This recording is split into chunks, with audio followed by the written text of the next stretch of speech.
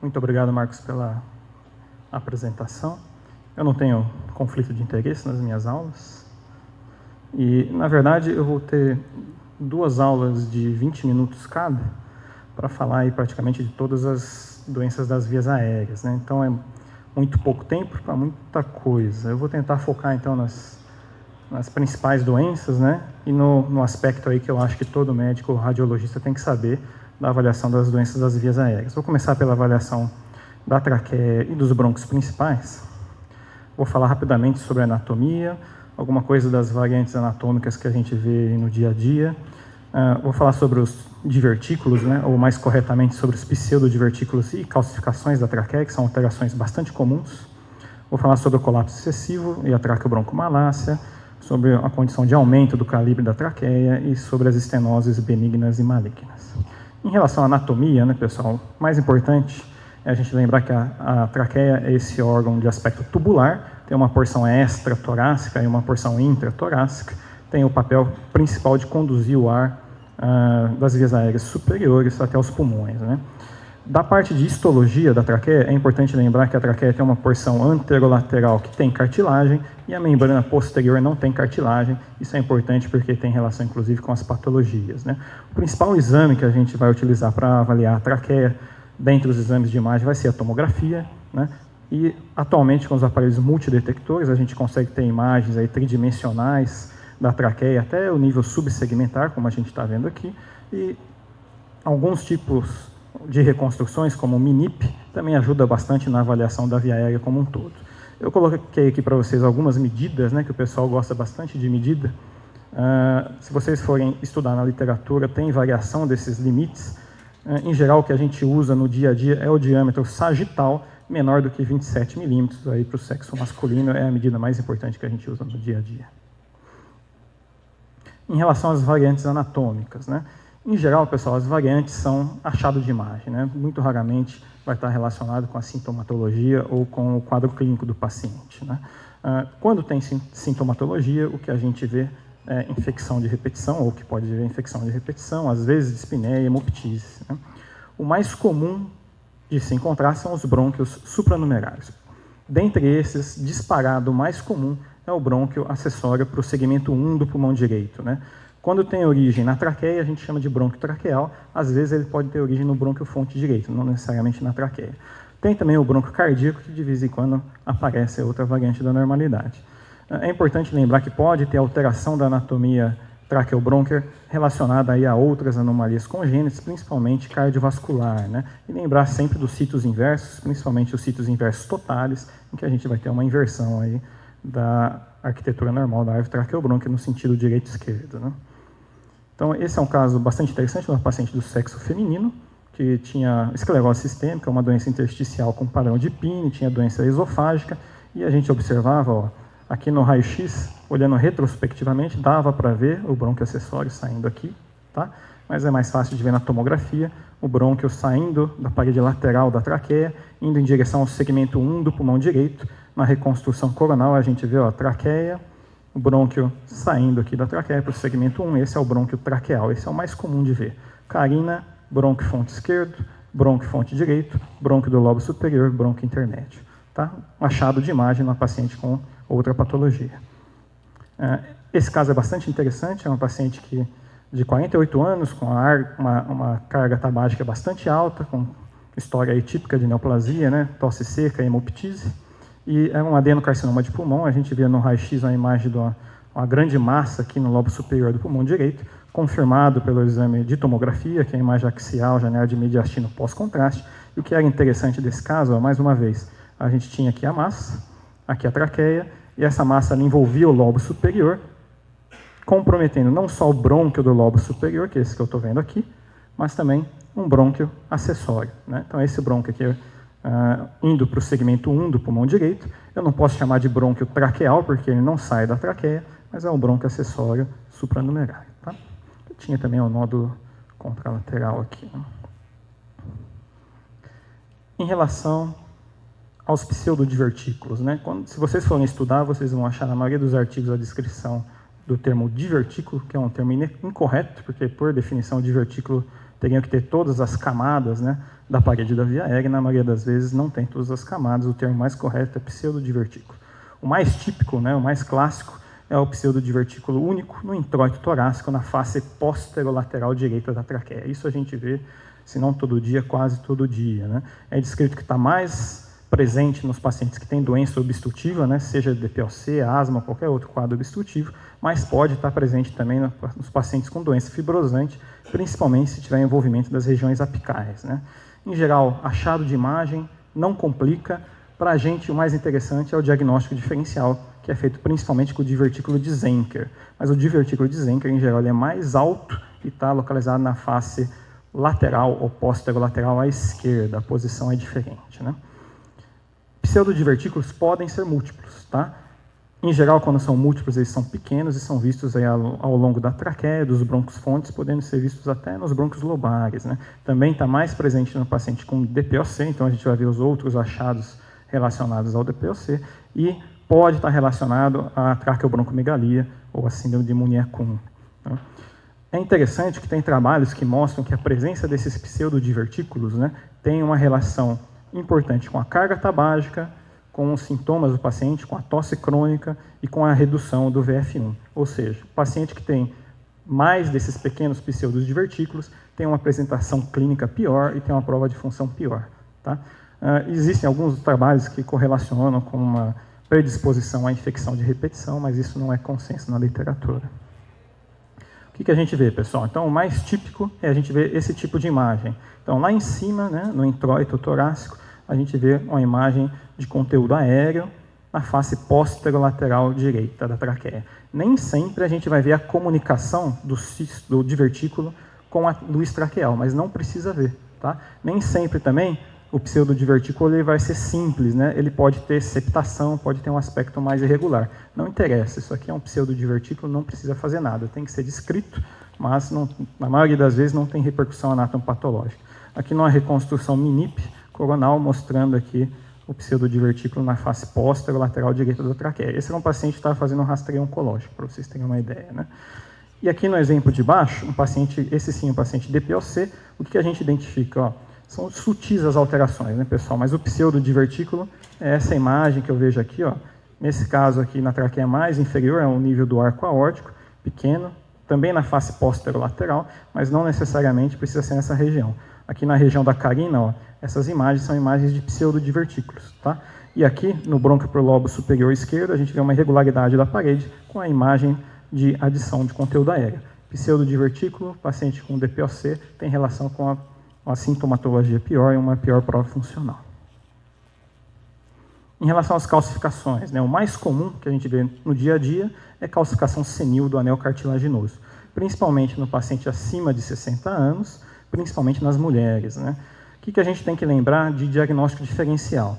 Uma essa doença chamada traqueobroncopatia osteocondroplástica, né? Um nome bonito, comprido. É uma doença muito rara, comete mais homens acima de 50 anos. E qual que é a diferença da calcificação senil? Né? As calcificações são mais grosseiras, tendem a ser nodulares, às vezes até com aspecto de ossificação envolvendo a submucosa e polpa a membrana posterior. Né? Então, se a gente tiver esse aspecto mais nodular, mais irregular, principalmente com protraindo para a luz da via aérea, a gente pode lembrar dessa doença, mas é uma doença muito rara, né, pessoal? O clássico que a gente vê no dia a dia são as calcificações senis. Né? Então, aqui eu tenho uma imagem no paciente com acima de 60 anos, que a gente vê as calcificações do anel cartilaginoso. Isso é o que a gente vê no dia a dia, que é mais típico. E aqui nesse esqueminha, no artigo do Chung, né, da JR de 2011, mostrando aí como que é a distribuição da traqueobroncopatia osteocondroplástica, né? Esse espessamento nodular aqui da porção cartilaginosa. Esse é um casinho que eu tenho dessa doença, é um paciente que, na verdade, foi um achado de imagem, é uma paciente de 72 anos, com um carcinoma não pequenas células, que é essa lesão que eu estou vendo aqui no lobo superior do pulmão esquerdo, e a gente tinha as calcificações bem proeminentes da árvore traqueobrônquica, que principalmente nos brônquios fontes, né, protruía, tá vendo, ó, para a luz do vaso, fazendo um aspecto aí ligeiramente abaulado, né? Na janela de pulmão, chamava mais atenção a irregularidade da parede brônquica. Foi confirmado por broncoscopia, tá? Esse é o único caso que eu tenho dessa dessa doença aí com confirmação. Em relação ao colapso excessivo e à traqueobroncomalácia, né? O que é importante a gente saber? Então, assim, representa uma fraqueza ou uma hipotonia das paredes da via aérea central, tá? Podendo levar à obstrução, principalmente através do colapso dinâmico. Na pediatria, né, a forma mais comum é a forma congênita de traqueobroncomalácia. Mas, para a gente, ou na população adulta, as causas mais comuns estão relacionadas à sequela de intubação, trauma e processo inflamatório. Quando a gente tem uma doença que envolve tanto a porção anterolateral, que é cartilaginosa, quanto a porção membranosa, o correto é chamar de traqueobroncomalácia. Quando a gente tem uma doença que envolve praticamente a membrana posterior e a cartilagem é normal, o mais correto é chamar de colapso excessivo da via aérea central. Tá?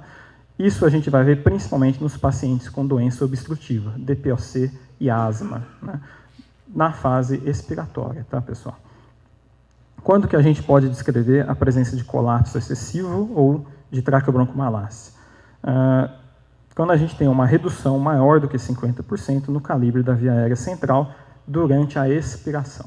Tá? Tem alguns trabalhos que dizem que o ideal é fazer o exame dinâmico, né? Não só ter a fase de inspiração e expiração, mas ter todo um registro de todo o ciclo respiratório, mas no dia a dia o que a gente faz é avaliar a fase expiratória e faz a medida no diâmetro sagital ou anteroposterior. É importante lembrar, pessoal, que existe um colapso fisiológico da membrana posterior. A maioria dos autores descreve esse colapso como sendo em média de 36%. Por isso que esse valor de 50% é o mais utilizado no dia a dia. É importante notar também que o que acontece quando a gente tem o colapso excessivo ou a traqueobroncomalácia é uma alteração importante da morfologia da traqueia, né? Na inspiração, a traqueia tem esse formato arredondado ou ovalado. Na expiração, a gente pode ter uma retração da membrana posterior, mas sem muita alteração da morfologia da traqueia. Tá? Isso vai ser diferente nos casos de traqueobroncomalácia ou colapso excessivo. Essa é uma paciente do sexo feminino, adolescente, né, 14 anos, num pós-operatório tardio de atresia de esôfago sem fístula, né, com traqueobroncomalácia. Nessa adolescente, a gente não tem a fase expiratória, mas ela não prendeu bem o ar durante o exame, então a gente consegue ver bem aqui o esôfago dilatado, consegue ver bem o colapso, né, e a deformidade da traqueia, que se estendia até a região dos brônquios fontes, né. A imagem coronal em MINIP mostra para a gente essa alteração da morfologia da árvore traqueobronquica central e o sagital confirmando aí essa redução de calibre. Então, esse é um caso de traqueobroncomalácia. Esse era um paciente com DPOC Gold D, ou seja, a classificação clínico-funcional mais grave, né? Quando a gente faz a imagem em inspiração, que são essas imagens aqui em cima, chama a atenção alguma coisa de doença brônquica e quase nada de enfisema, né?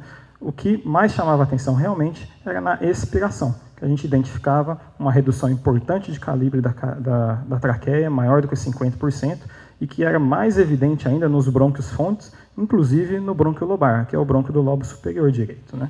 Então, isso daqui a gente chama de colapso excessivo da via aérea central. Está presente nos pacientes DPOC, principalmente os pacientes com DPOC grave, e tem correspondência aí com alteração na prova funcional. E aqui, pessoal, é um tipo de traqueobroncomalácia, cuja morfologia mais característica também é mais comum nos pacientes DPOC. Esse é um paciente do sexo masculino com 60 anos, é a tal da traqueia em bainha de Sabre, né? O que a gente vê, na verdade, é uma redução importante do calibre da traqueia, mas principalmente uma redução no diâmetro coronal, né, ou laterolateral. A traqueia fica com esse aspecto bem típico, né, alongado e afilado, tá vendo? Que se acentua quando a gente faz a expiração, que é como eu estou vendo aqui. A morfologia da traqueia está toda alterada, eu consigo ver inclusive na reconstrução coronal, e quando tem esse aspecto de um alongamento no diâmetro anteroposterior, eu chamo de traqueia em bainha de Sabre. Eu estou atrasado, né? 5 minutos. Em relação às doenças que levam ao aumento do calibre da traqueia, basicamente é a traqueobroncomegalia, ou a síndrome de Mounier-Kuhn. Tá? É uma síndrome muito rara, está associada a algumas doenças do tecido conjuntivo e leva a uma dilatação acentuada da traqueia e dos brônquios. Tá? Pode ter colapso. Pode ter também bronquiectasias, principalmente císticas e varicosas, pseudodivertículos, como eu já comentei, e o quadro relacionado à infecção das vias aéreas inferiores, né? Quais são as medidas que a gente utiliza para fazer o diagnóstico? Então, o grau de confiança mais elevado é quando a gente tem um diâmetro da traqueia, o diâmetro sagital maior do que 3 centímetros, e se tiver um diâmetro dos brônquios maior do que 2 centímetros, também faça o diagnóstico. Esse é um caso que eu tenho de um paciente do sexo masculino, de 25 anos, com síndrome de Monier-Kuhn. Então, a gente vê um aumento do diâmetro da traqueia, múltiplos pseudodivertículos, aqui eu consigo ver a comunicação com a via aérea, aqui a traqueia está medindo nesse ponto 29 milímetros, nos outros pontos era maior, tá? E associadas bronquiectasias varicosas, císticas, a imagem de MNIP ajuda a gente a fazer o diagnóstico, e essa é uma traqueobroncomegalia ou síndrome de Monier-Kuhn. Em relação às estenoses, pessoal, mais comum do dia a dia é a compressão extrínseca, né, por bócio, alterações da anatomia vascular, massas mediastinais e sequela de intubação traqueal ou traqueostomia. Isso é o que a gente vê no dia a dia, né? Em relação à sequela de intubação, é importante lembrar que a estenose se dá devido à inflamação e necrose de pressão. Então, em geral, está relacionado à extremidade do tubo, né, ou à presença do balão. Por isso que é no nível inferior, por exemplo, quando a gente tem a estomia, no nível inferior à estomia. Pode ser aguda, onde a gente tem predomínio de edema e tecido de granulação, mas pode ser crônica também.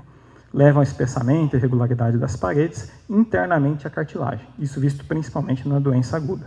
Pode levar à traqueobroncomalácia, né? Nesse esqueminha a gente vê a traqueia normal, uma estenose numa fase mais aguda, com bastante tecido de granulação, e numa fase mais crônica, com uma importante deformidade, né? Esse é um paciente com um bócio multinodular mergulhante, a gente via bem no raio-x um aumento de volume mediastinal, a traqueia desviada para a esquerda. Quando a gente faz a tomografia, a tireoide mergulhante, cheia de nódulos, inclusive um nódulo suspeito aqui com aspecto hipervascular, a traqueia desviada e reduzida de calibre, tá? Nesse caso tinha até compressão vascular com circulação colateral. E aqui é um paciente de 42 anos, tinha sido vítima de um ferimento por arma de fogo, com uma estenose aí após uma traqueostomia e intubação prolongada, né? Na reconstrução coronal, janela de pulmão, eu vejo a redução de calibre da traqueia, na transição aqui cérvico-torácica. Nas imagens de partes moles, né, a janela mediastinal, a gente vê uma proliferação do tecido de partes moles, no aspecto interior à cartilagem, né, nessa região aqui mais na face posterolateral, mais inferiormente, quase que circunferencial. É isso que a gente vê no dia a dia, estenose traqueal secundária à sequela de intubação. O que mais que tem, né, pessoal, de estenose? Tem que lembrar de algumas doenças que a gente vê menos no dia a dia, mas que é o que cai na prova, né? Então, granulomatose de Wegener é uma importante causa de doença traqueobrônquica, leva aí a estenose e tem envolvimento da árvore traqueobrônquica central em 15% a 25% dos casos. Lembrar sempre de checar o C-ANCA positivo, que é um marcador bastante fidedigno, tá? O espessamento tende a ser circunferencial, pode ter erosão chegando até as cartilagens. Lembrar que pode ter também envolvimento pulmonar do septo nasal e dos seios paranasais, né? Que mais? Sequela de processo infeccioso, aí sim é uma coisa que a gente vê de vez em quando, principalmente na nossa região, né? Sequela de tuberculose, mas tem outras doenças inflamatórias que podem levar à estenose de árvore traqueobrônquica, sarcoidose, doença intestinal inflamatória, lembrar também da mediastinite fibrosante, inclusive da doença ligada ao IG4, que pode envolver a árvore traqueobrônquica central, né? Nesse esqueminha a gente tem a traqueia normal e na doença de Wegener com um espessamento circunferencial das paredes da traqueia, né? Esse é um paciente que eu tenho no caso de Wegener, é uma senhora de 48 anos com uma estenose do brônquio intermédio, né? O que a gente consegue ver, na verdade, no raio-x, que dava para ver uma telectasia do lobo inferior e do lobo médio, tá? Muitas vezes poderia passar até desapercebido, né? E na tomografia a gente identifica na janela de pulmão, com corte coronal, um afilamento do brônquio intermédio com a telectasia parcial do lobo médio e total do lobo inferior, tá? Olhando aqui as imagens em janela de partes moles, essa é uma fase mais crônica, mas dava para ver o espessamento das paredes aqui desse brônquio. Foi feito broncoscopia, biópsia, diagnóstico granulomatose de Wegener. E essa é uma situação que a gente vê mais comumente, né? Paciente com sequela de tuberculose, a gente vê aqui as opacidades grosseiras no lobo superior do pulmão direito, com bronquiectasias, né? E mais proximamente, uma redução de calibre importante do brônquio do lobo superior, com bastante tecido de partes moles nessa região e algumas calcificações nodulares, né? Então, essa é uma causa negligenciada de estenose, principalmente de brônquios, tá? Tem que ficar bastante esperto com esses pacientes que têm sequela de tuberculose, principalmente se tiver sintomatologia respiratória. Pode ser por conta dessas estenoses, né? O que mais? Policondrite relapsante, que é uma doença inflamatória das cartilagens, envolve orelha, nariz e articulação, pode envolver a traqueia intra e extratorácica, tá? Lembrar que poupa a membrana posterior, né? A amiloidose pode envolver a árvore traqueobrônquica e outras doenças mais raras, como papiloma, pode ter papilomatose relacionada à infecção por HPV, e lesões mesenquimais, tipo lipoma, hemangioma e amartoma. Aqui nesse esqueminha a gente vê a diferenciação da policondrite e da amiloidose. Policondrite, espessamento da cartilagem, né, só a porção anterolateral, na amiloidose, envolvimento difuso em geral, né. Esse é um caso interessante que eu tenho de um lipoma, né, dentro do bronquiofonte esquerdo. A gente via uma lesão no bronquiofonte, levando aí alterações pós-obstrutivas no lobo superior esquerdo. Na janela de mediastino já dava para ver que a lesão tinha uma densidade esquisita, né? Quando a gente vai medir a densidade de gordura, aqui a imagem de broncoscopia mostrando o lipoma dentro do bronquiofonte esquerdo, uma causa benigna de estenose. O meu tempo já passou, eu vou ter que passar voando aqui sobre as estenoses malignas, né?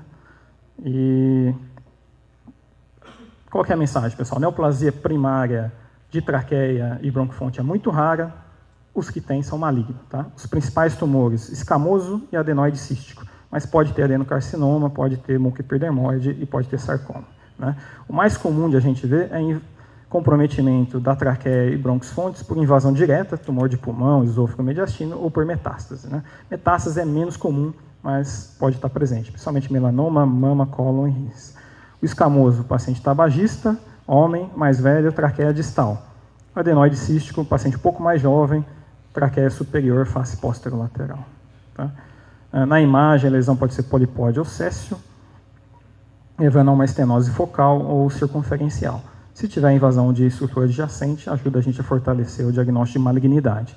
E lembrar do do carcinóide brônquio, que é um tumor potencialmente maligno e que principalmente o carcinóide típico é caracterizado por um nódulo endobrônquico de aspecto hipervascular. Na traqueia é raro, mas é comum nos bronquiofontes e nos brônquios lobares, né? Então, esse é um paciente de 65 anos com carcinoma de células escamosas, envolvendo aí a região da carina, invadindo principalmente o bronquiofonte esquerdo. A gente vê o tecido de partes moles, de aspecto agressivo, infiltrativo, envolvendo toda a árvore traqueobrônquica nessa região, com redução de calibre, principalmente aqui do bronquiofonte esquerdo. Esse é um paciente do sexo masculino, 43 anos, com um adenoide cístico da traqueia. Então, a gente dava para ver no raio-x o afilamento da luz da traqueia, na janela de pulmão uma estenose importante, na janela de mediastino uma massa, né, circunferencial de partes moles, envolvendo aí a traqueia no nível superior, com redução importante do calibre. Esse é um caso de carcinoide típico, com um nódulo dentro do brônquio do lobo inferior esquerdo. Na janela de mediastino, chamava a atenção que o nódulo era hiperrealçante. Aqui é a imagem de broncoscopia, um carcinoide. E esse é uma criança, uma menina de 13 anos, estava em segmento aí por um linfoma não Hodgkin, era um difuso de grandes células B, salvo engano, com piora da clínica, um tumor pouco diferenciado, pouco responsivo ao tratamento, e o que a gente via nas imagens de ressonância, no coronal T2, a gente via aqui o conglomerado linfonodal, que desviava a traqueia, mas nas outras imagens fica bem evidente que não só ela desviava, mas ela invadia também, principalmente a parede lateral direita da traqueia, reduzindo bastante a sua luz. Aqui nas duas imagens de T2, a difusão, e o T1 pós-contraste, mostrando o envolvimento por contiguidade desse tumor da traqueia. Ok, pessoal, isso que eu tinha para dizer.